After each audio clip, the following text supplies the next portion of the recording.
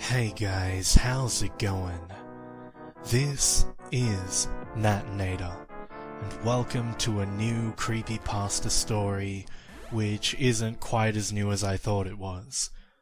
In fact, it's a sequel to a story that I read over 2 years ago. Now, when I read it back then, I wasn't alerted to the fact that it was a series, so I thought it was a standalone story. But it turns out that there's more, obviously. So if you haven't yet seen the first part and are interested in listening to it, click the annotation that's here, or follow the link in the description. Although, I'll warn you that my quality of reading/recording may not have been up to scratch back then, but I'm not really sure. I don't know. I don't think this part has any ties to the last part, so if you don't feel like going back to the first part, you won't miss out on anything, thankfully. Now, time for some seriousness before we continue.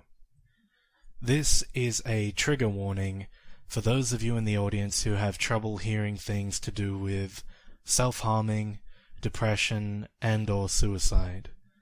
I'd advise you not to listen into this episode. Otherwise, this is the long, 2-year-awaited second part in the series titled NoEnd House. It's really awesome, by the way, so, as always, turn out the lights, get comfortable, and let the story continue. It had been 3 weeks since I heard any word from David. In the 6 months since we started dating, we'd only gone 3 days without talking, and that was after a pretty intense fight. There was nothing out of the ordinary when I had to talk to him last. He'd just mentioned that he was going to check something out a friend told him about. But then, I got a really weird text the night before. It was from David, but it wasn't from his number. It only had 5 words in it. No end. Don't come, David. Something was wrong. After I read that text, I felt nauseous, like I was seeing something I shouldn't. I decided to get a hold of Peter, but I'd talked to this arse before. He was a deadbeat, but at least he might have some information on where David might be. I decided to log on to AIM with David's account. I figured it would be easier to start something with Peter if he didn't know it was me. When I logged on, he immediately messaged me. "David! Holy shit! You had me worried. I thought you went to the house." "What do you mean?" "NoEnd House. Man, that place I told you about. I could have sworn you were gonna go." No end. This guy knew what was going on. "Yeah, I actually couldn't find it. Maybe I'll try again tomorrow. Where was it again?" "No way. You already had me worried. Fuck that place. I've been there. You do not want to go there." "Peter, this is Maggie." "Wait, what? Where's David?" "I don't know. I thought you would know, but apparently not." "Oh shit. Oh shit. What? Seriously, Peter, you need to tell me what's going on." "I think he went to the house. It's outside of downtown, maybe 4 miles down Terrence Street. An unmarked road, turn right. Oh shit, man, he's gone." "No, I don't think he is." "What are you planning on doing?" "I'm gonna get him back." I left the next night around 8. There wasn't a single car the entire trip, and as I turned onto the unmarked street, I saw a sign pointing down the road. NoEnd, this way, open 24 hours. My breathing hadn't been steady since I left my house, and seeing the house didn't help anything.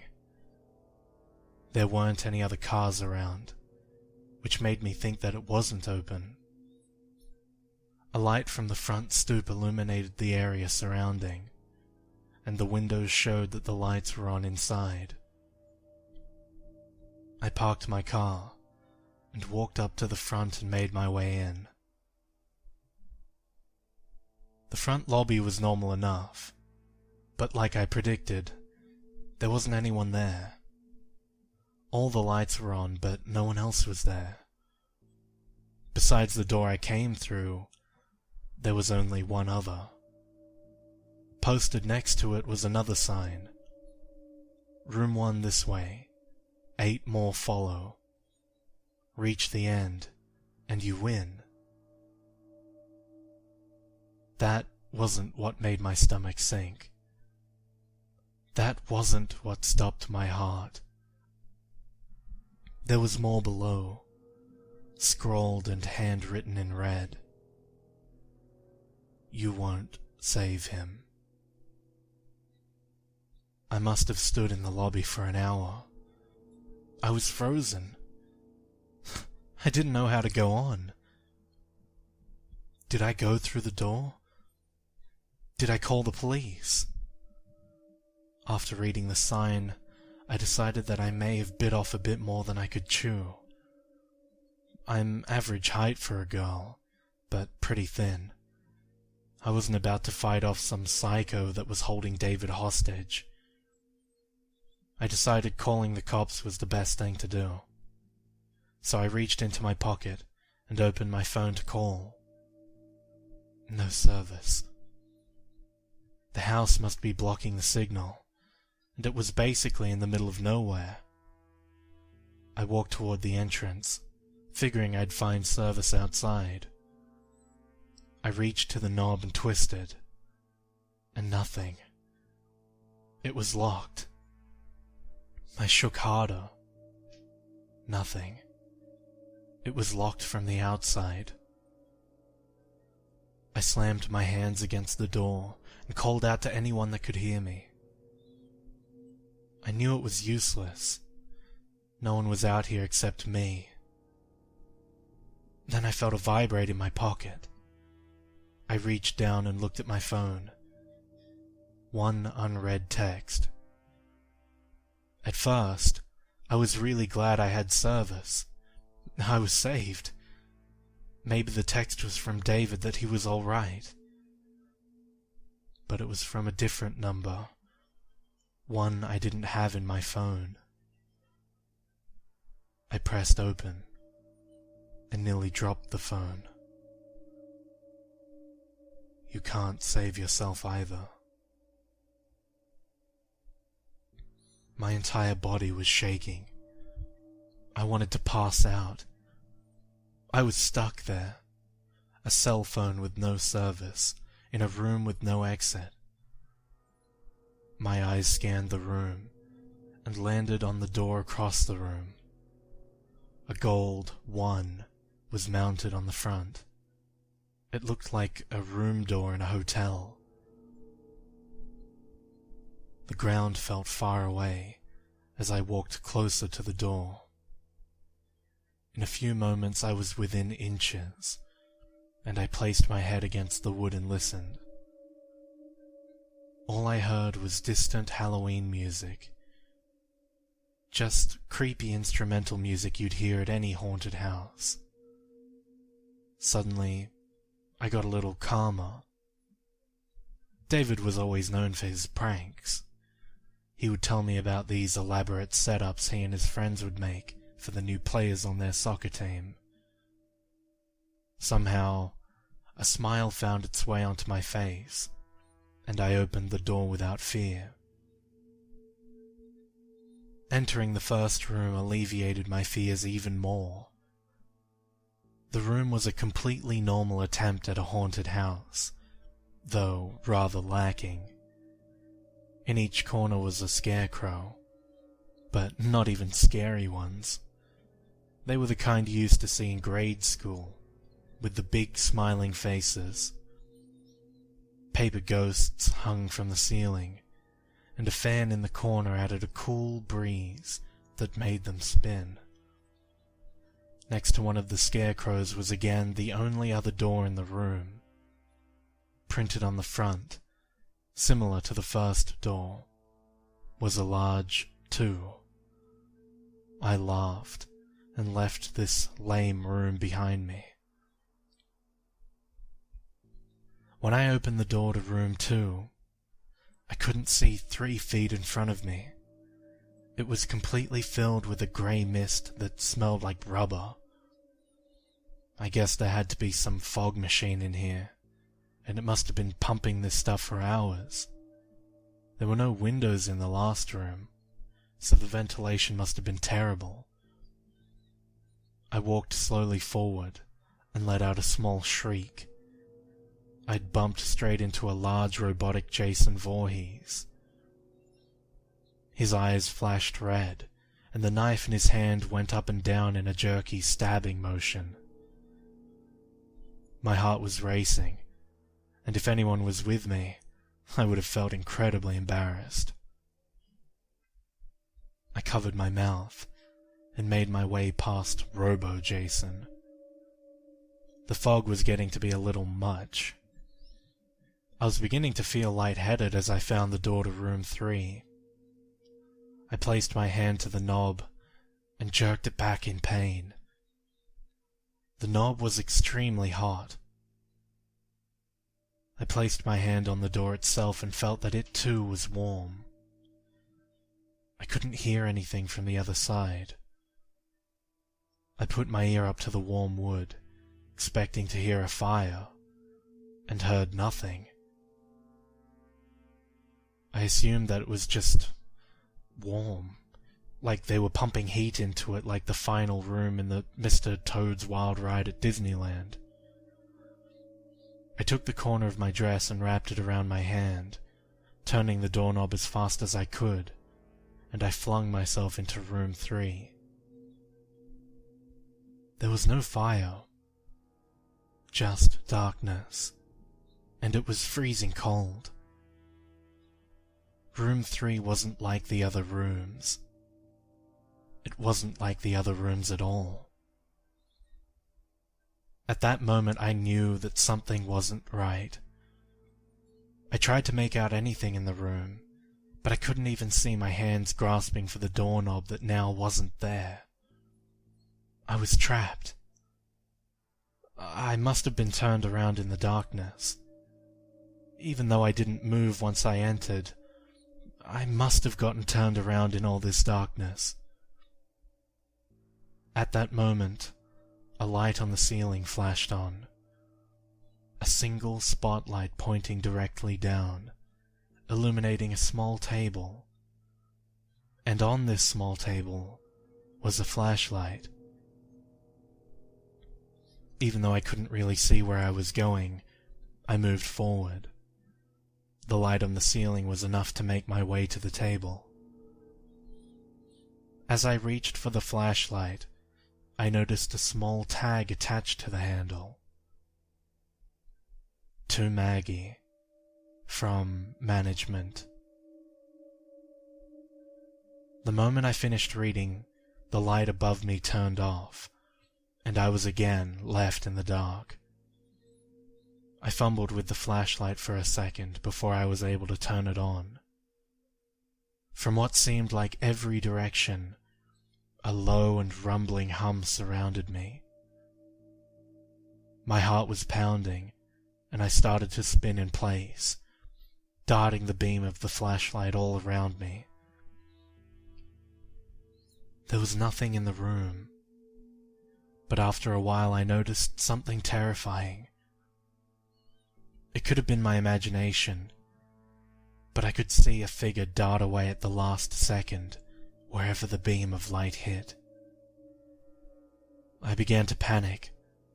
I started backing away from the small table, unsure of which direction I was going. The hum was getting louder, and then I started feeling the presence of whatever it was that was dodging the light. My hands shook wildly as I frantically shined the light in whatever direction I could think of. It was always there, just barely escaping back into the darkness every time. But it was getting closer. My eyes started to well up with tears. I thought I was going to drop the flashlight, I was shaking so badly, until I saw it. The light set directly on a small number 4. It was written on a piece of paper and taped to a wooden door in the corner. I ran. I ran as fast as I could with the flashlight pointed directly in front of me. I could feel it behind me. The hum was getting louder, and I thought I felt its breath on my neck. I was sprinting at this point, only a few more feet to go. In one motion, I grabbed the handle, twisted and slammed it shut behind me. I was now in the 4th room. I was outside. I wasn't in the house anymore. What awaited me after opening the door to room 4 was what looked like a cave. I looked down to the ground, and I noticed something strange and disturbing. The ground wasn't made of grass or rock or dirt. It was wood paneling.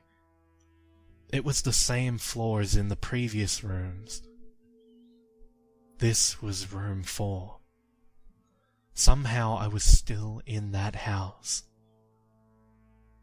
There were a few torches mounted to the side of the rock surrounding me, and the cave beyond was pitch black.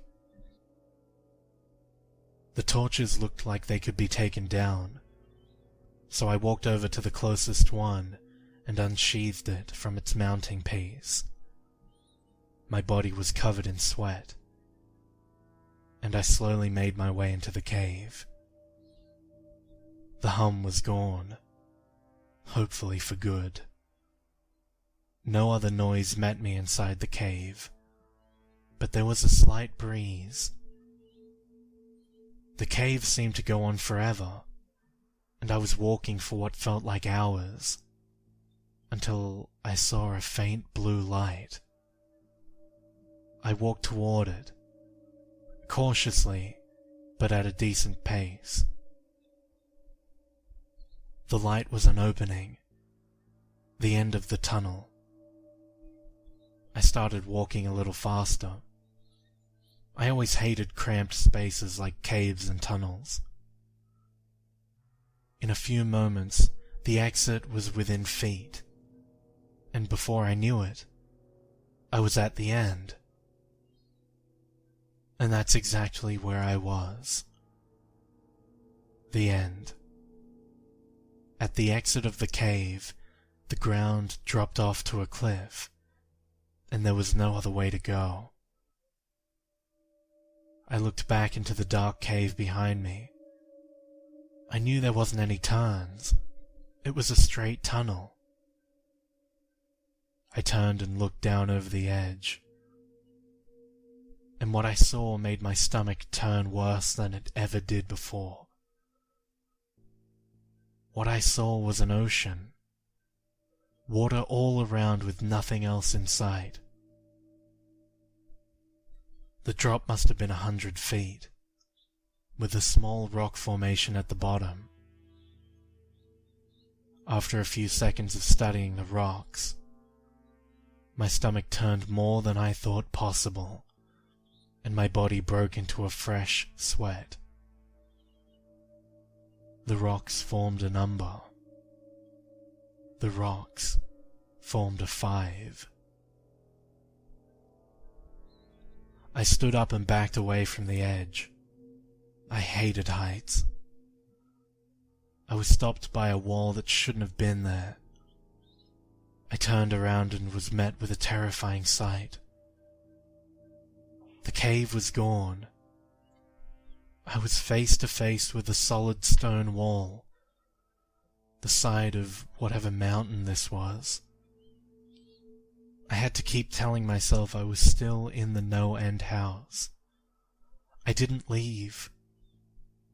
Clearly this isn't an actual mountain, but it felt so real. I turned back and looked over the cliff again. There was no way. This house has been pretty messed up before now. I was outside, for God's sake. But what it expected me to do now was just too much. I knew what those rocks down there meant. That was the entrance to room 5. There were no stairs leading down, no other paths to use. I was trapped.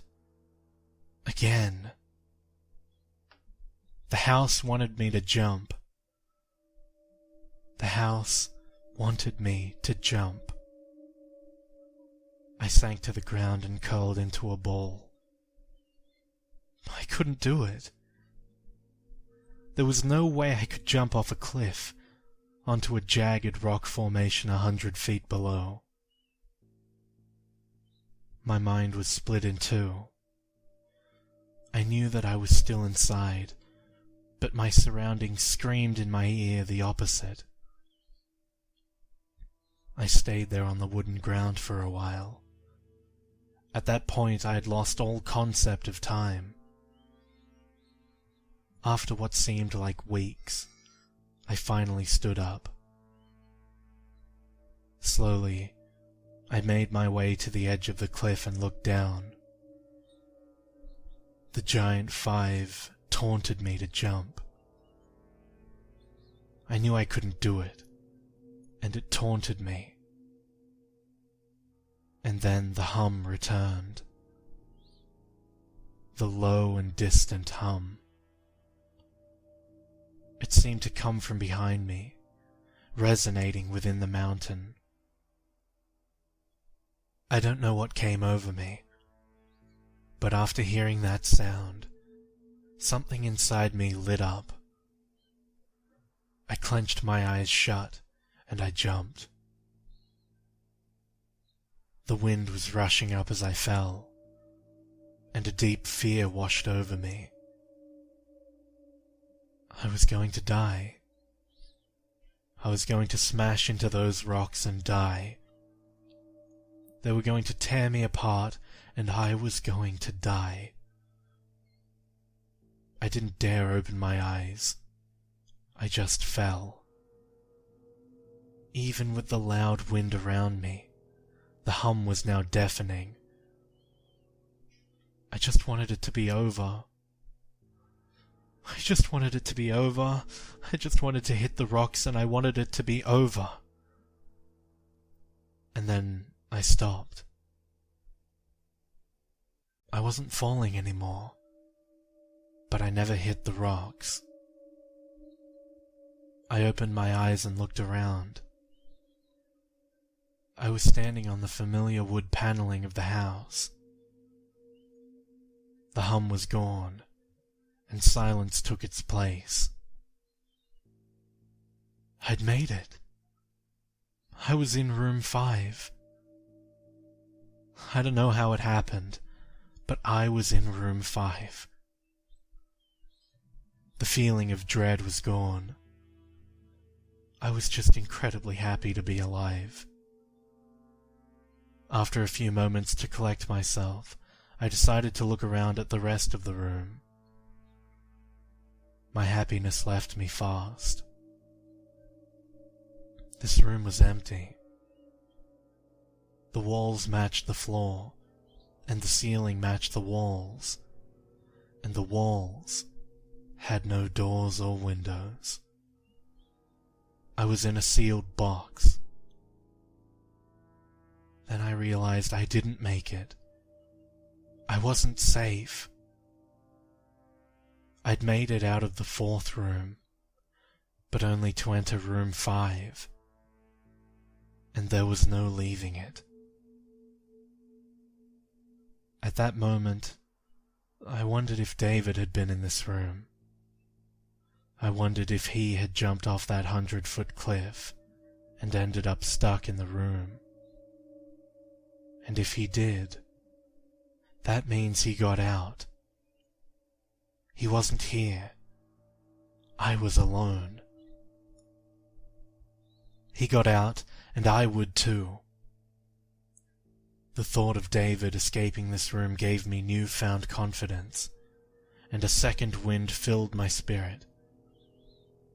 I was going to get out of this room, find David, and get us the hell out of here. I walked around the perimeter of the wall and felt for any sort of inconsistencies.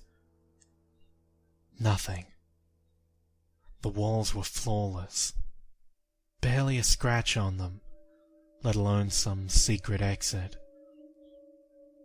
I started to knock at random places on the walls. They were completely solid.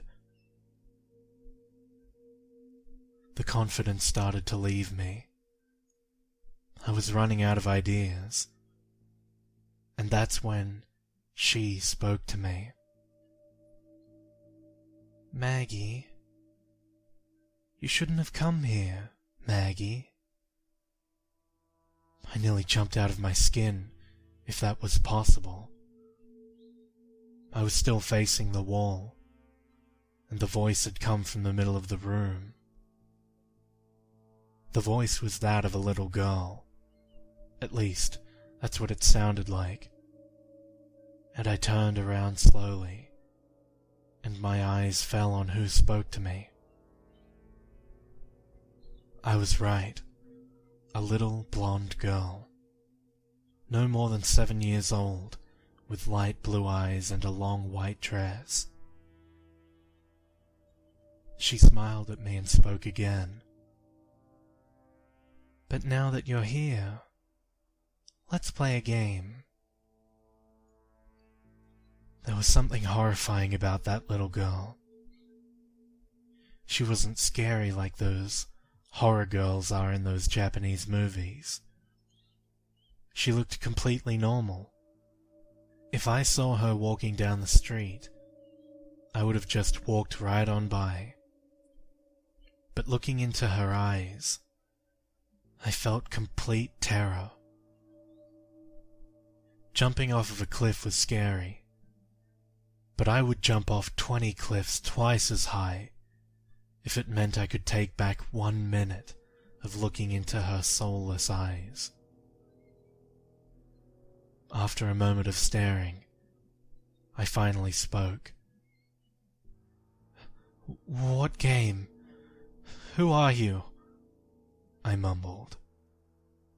"If you lose, you die.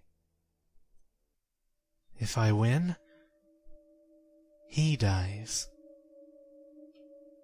My heart sank somewhere below my feet.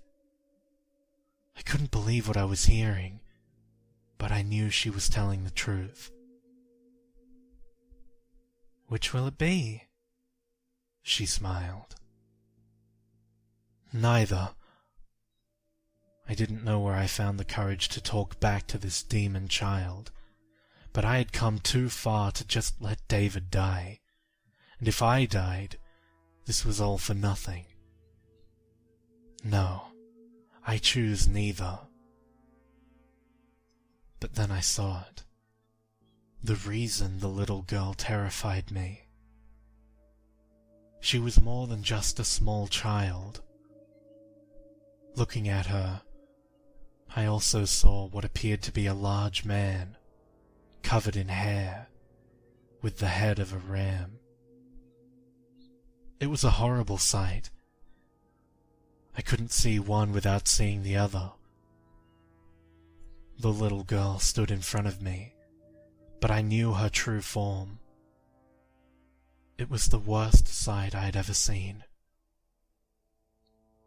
"Too bad." And with that, she was gone. I was alone again, in an empty and silent room. Only this time, something was added. A small table where she stood appeared from nowhere, as though it was there the whole time. There was something on it, but I couldn't tell from where I was. I walked up to the table and looked at the small object. It was a small razor, like one you would find in an X-Acto knife. I reached out to pick it up, and as I did, a scream left my mouth. When my hand came into view, I saw something that was never there before. It looked as though something was branded into my skin. A single number 6. I looked back to the razor and noticed the tag attached to it. To Maggie, from management. Thought you may need this. After reading the note, I started sobbing uncontrollably. Tears were rushing down my face harder than they ever have in my life. I'd never cried like that, and I don't think I ever will. I fell to the ground and sunk my head into the hardwood floor. I was sobbing for hours, just lying there on the ground. And then the crying stopped, and depression set in. I don't even know why I was crying. It wasn't about David. It wasn't even about how I was stuck there. There were still no doors in this room. I was still trapped. But that's not why I was sad. I was in the deepest depression possible. Complete and emotionless depression. I felt empty, and clawed my way up from the ground, and steadied myself against the table. My eyes fell on the razor, and I picked it up. I was going to kill myself. I couldn't handle it anymore. I had had it. David was probably dead. I was trapped in here. It was over. I pressed the razor against my wrist, right above the 6 that had appeared on my skin. The sobbing came back, and I just stood there, crying with the razor pressed against my wrist. David was dead. I was about to die. Nothing mattered anymore. And with one deep cut, I sliced down my wrist. Immediately after slicing down my wrist, I was no longer in room 5. I didn't die. I knew that for sure. The depression was gone, but I was by no means happy. Tears were still finding their way down my face. The room I was in was similar to the one previous, and again, it had no doors. There wasn't any lamps, but somehow I was still able to see everything clearly. The room was completely empty, but before I had time to think of what to do next, it went dark, and the hum from before returned. I covered my ears in protest. It was louder than it ever was. But it was over in a moment, and the lights returned. Only this time, something was added to the room. And then I screamed. There in the middle of the room, strung up by chains and naked from the waist up, was David. It looked like he was tortured. Knife wounds littered his chest and arms. David! I ran up to him as fast as I could. He was conscious. I saw his chest move up and down, but he wasn't speaking. And that's when I noticed what was etched into his chest. I dropped to my knees as I saw it. The 7 stared at me as though it had eyes. I heard David try and speak, and I got to my feet and got as close as I could to him. David! David, can you hear me? Maggie, what are you doing here? His voice was slight, but he was talking, and I was thankful for that. David, I'm trying to save you. How do I get you down? There were large padlocks on the chains holding him in place. I looked around the room for any sort of key, but all I found was a small knife in one of the corners. The metal was way too thick for that knife to even dent it, so I disregarded it as useless. I went back to David, and it looked like he was on the verge of death. And then I felt my pocket vibrate. It startled me, something awful, and I took the phone from my pocket. As I suspected, one unread text. I flipped open the phone. That isn't me. I didn't know what to think. David was right there in front of me. But that text was from the first number that contacted me. It was the same as the first text I received from David that mentioned the NoEnd House. Maggie. I heard his voice clearly with my ears and my mind.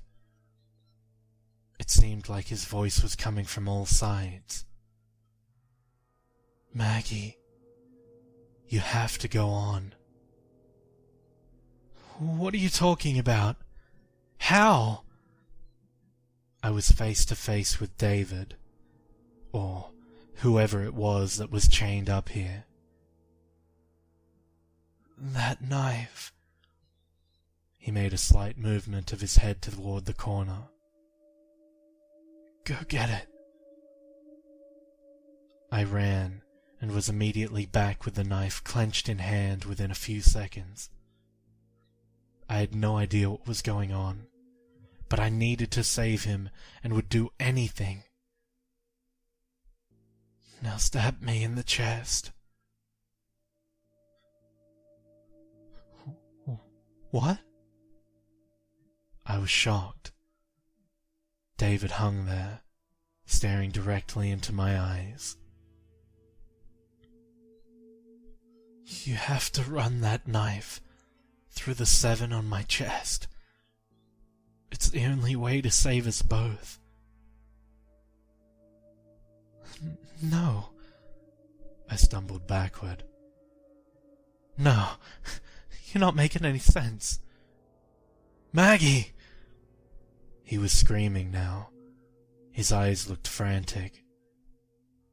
The side of his mouth curled into a twisted grin. Maggie, stab me now! It's the only way! I looked down at the knife in my hand. My head felt as though it was being struck with a bat. I was at a complete loss. I clenched my eyes shut tight and felt the knife in my hand. Maggie! And with a scream and a thrust, I stabbed the knife into David's chest. I don't know what came over me. I just knew it was the only way. I opened my eyes and saw his face. It was terrified. Tears slid down his cheeks, and David looked me in the eyes. Why? Did you do that? He couldn't fool me. I know that wasn't David. It couldn't have been, or else I wouldn't have been able to stab him. I know it wasn't. I know it wasn't. His eyes rolled back as the life left him. But that's when it changed. The 7 on his body was gone. The blood dripped down onto the ground into a pool below me. The crimson liquid stretched out in every direction. The circle nearly filled the room, and I began to sink. I tried to move, but I couldn't. It was like quicksand. The blood was up to my knees now. As much as I tried to struggle, I just sank deeper. Up to my chest now. I clawed and scratched at the wood around me. The lifeless body of David hung above, his head facing me, smiling. The blood reached my neck. I was beyond terrified. Before long, I was fully submerged and fell into darkness. When I woke up, I was outside the house. I could feel the cold earth below me. I rolled onto my back and looked up at the night sky. The NoEnd House towered above me, complete with my car parked in the same spot. I wasn't sure whether I should laugh or cry. I was out. I was out. I got up and dusted off my pants. My body was still shaking as I walked to my car, but a feeling of uneasiness washed over me. There was no way I escaped. The house wouldn't just let me go. Something wasn't right. I knew it. I knew I didn't kill David in the 6th room. I knew I didn't. But he was nowhere to be found. I reached down into my pocket and took out my phone. No unread messages. But I had service. I flipped it open and I began a text to David. "Where are you?" I wrote. Within a second of sending it, I got a reply. I pressed open excitedly. "Room 10, your room 7, run." And the deafening hum returned. I bolted. I didn't know where I was going, but I knew I wasn't outside. I was still in the house. The hum rattled everything around me. It shook the trees and the air itself. I just needed to find an 8. I needed to find the next room. That was my only chance.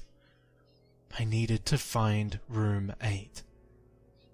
The first few rooms were obvious, but as I progressed, it was getting less and less clear where the room started and ended. I had no idea what I was looking for.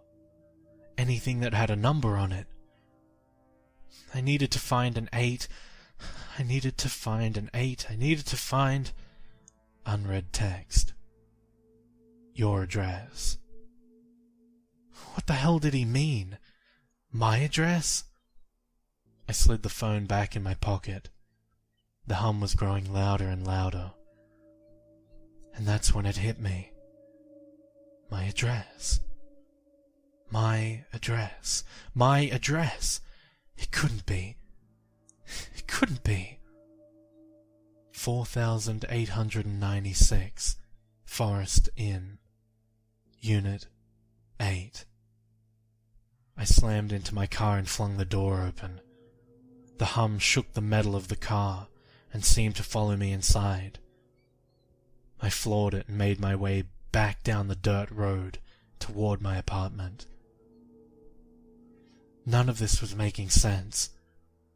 How was room 8 my apartment? Should I have even trusted that text? It was from David. I know it was. There was no reason not to trust it. It took no time at all to drive to my complex, and honestly, I didn't even remember driving. It was like when you zone out for a minute and wake up further down the road. I didn't even bother locking it as I ran up to the front gate. My hands fumbled with the keys as I unlocked the bolt and made my way into the first hallway on the left. My complex was huge, but my apartment was one of the first ones on the left. I ran as fast as I could, past 4, past 5. My head was spinning. This night was weighing down on me like a lead vest.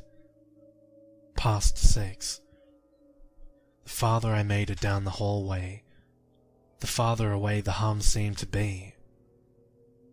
As I passed Unit 7, I could barely hear it anymore. And when I stopped in front of my unit, I was in complete silence. I just stood there, standing in front of my apartment. The small gold 8 was at eye level with me. I reached for the doorknob and slowly slid my key in, twisted, and the door swung open and I was sucked in like a vacuum, the door slamming behind me. Room 8. I got up off the floor and looked around. It was identical to my apartment. If I didn't know any better, I would have assumed that I was home and that this was a bad dream. My mind went to David and wondered what room 8 was to him. What was it that the house showed him? I walked around and studied the area.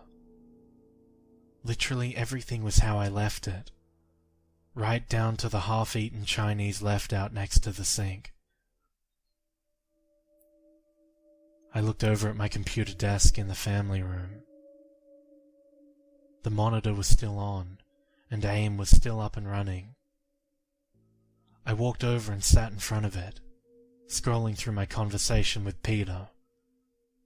It was there, word for word. The house knew all of this, and how, I had no idea. To be honest, I tried my hardest not to think about it. The answer, no doubt, was something I was better off not knowing.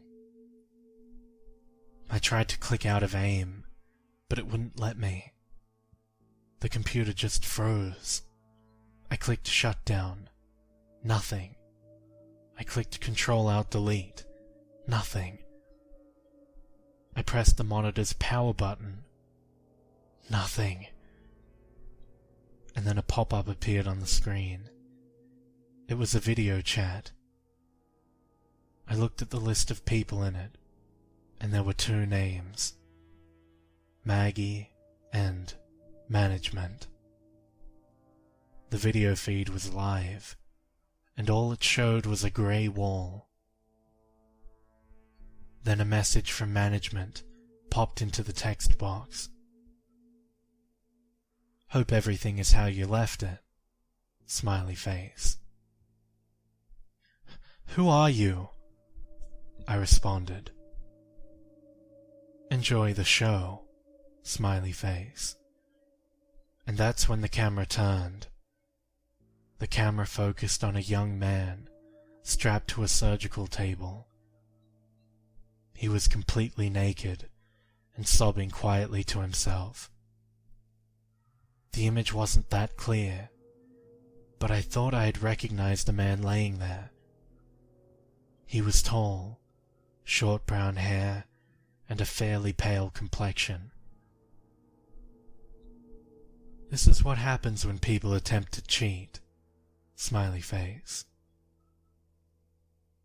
That's when I realized who it was. Strapped to the surgical table was Peter Terry. and he wasn't alone. I don't want to describe what I watched at that moment. The screams. The sounds that Peter made were unlike anything I had ever heard out of a human. I couldn't look away. I wanted to, but I think it was the power of the room. I couldn't look away. Peter let out one final soul-curdling scream, but I didn't hear it through the computer speakers. It was coming from my room. My heart sank as I spun around toward the hallway. I got up off my chair, and I could still hear the screams emanating as I walked toward its source. I reached my bedroom door, and the screams were now replaced by the hum. That hum. It had haunted me the entire time.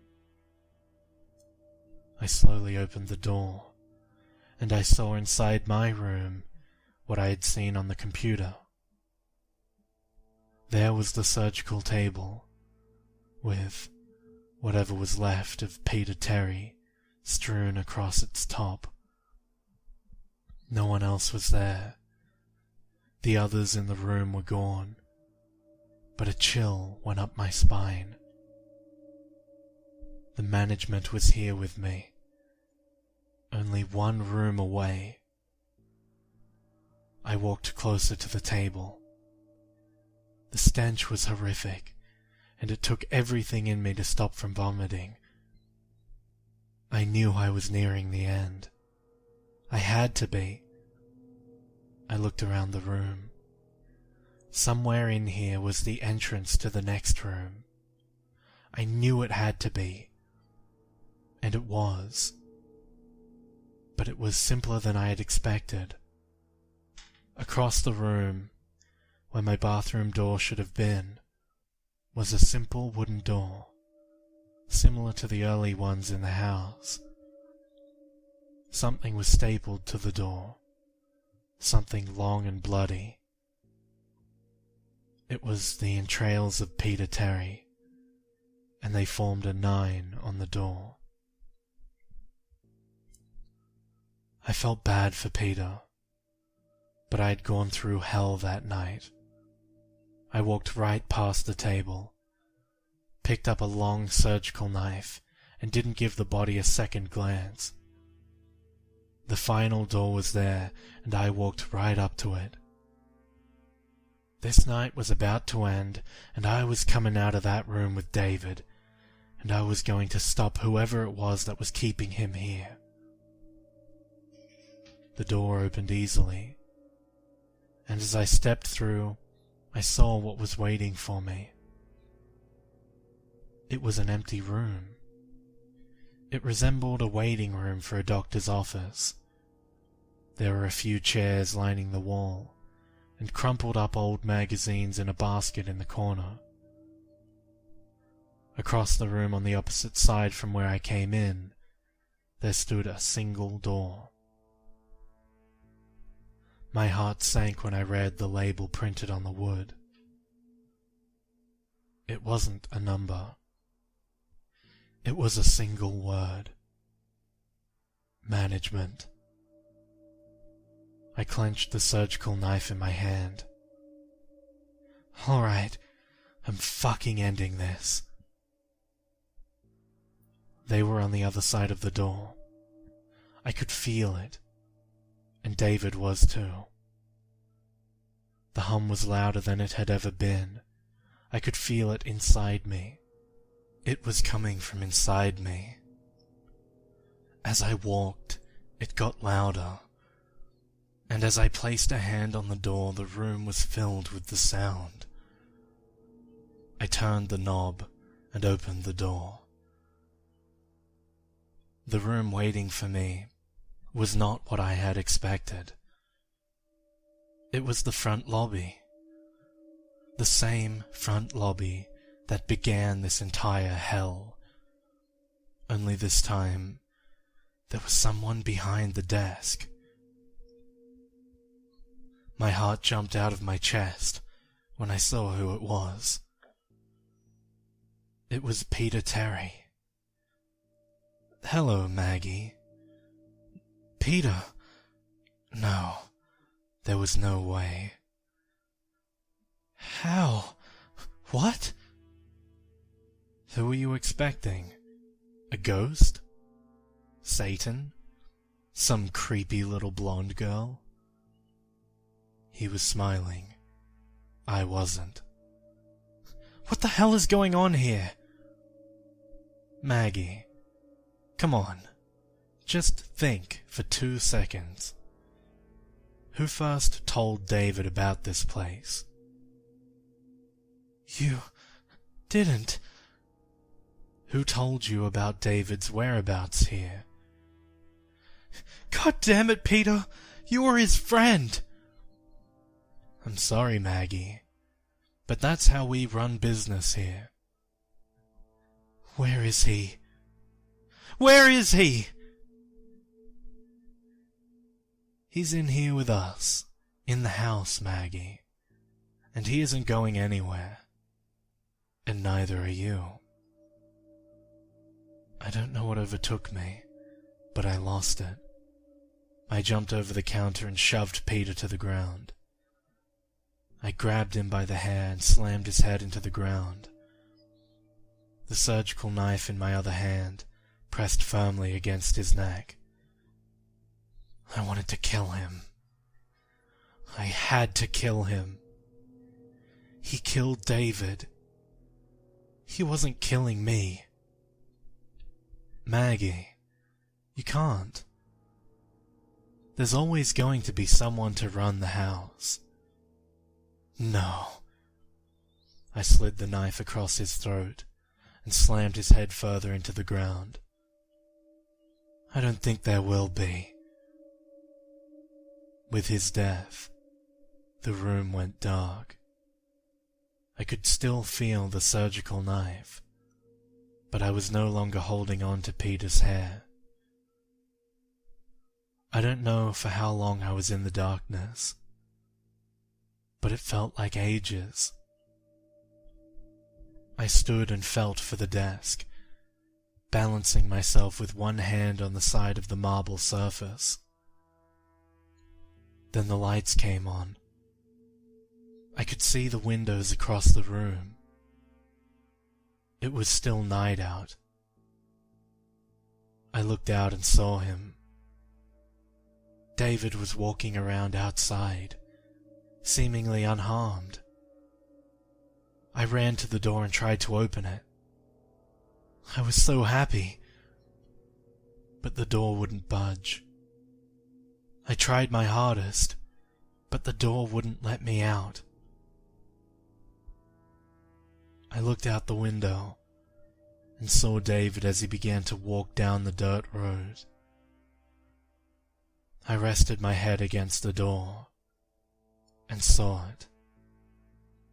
My stomach lurched hard.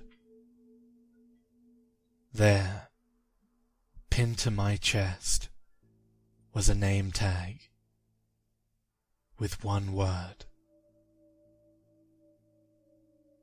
management.